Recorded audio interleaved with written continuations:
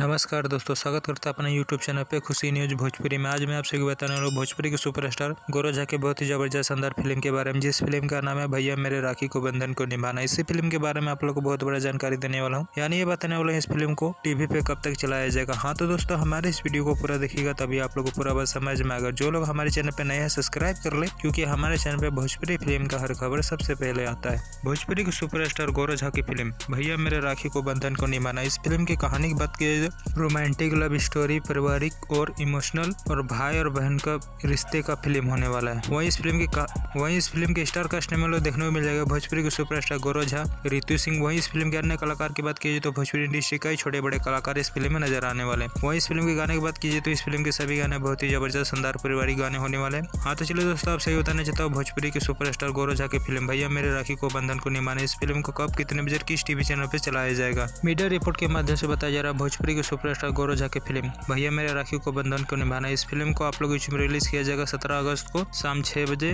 Bhojpuri cinema TV पे। हाँ दोस्तों, इस film को आप लोग में आज शाम 6 बजे रिलीज कर दिया जाएगा टीवी पे, भोजपुरी सिनेमा टीवी पे। एक बार जरूर इस फिल्म को टीवी पे देखिएगा, बहुत ही जबरदस्त शानदार पारिवारिक फिल्म और भाई और बहन का फिल्म होने वाला है। हाँ तो दोस्तों, हमारे इस वीडियो को पूरा देखिएगा तभी आप लोग को पूरा बात समझ में। और दोस्तों, ये वीडियो आप लोगों को पसंद आए ज्यादा से ज्यादा लाइक करे, सब्सक्राइब करे। धन्यवाद दोस्तों।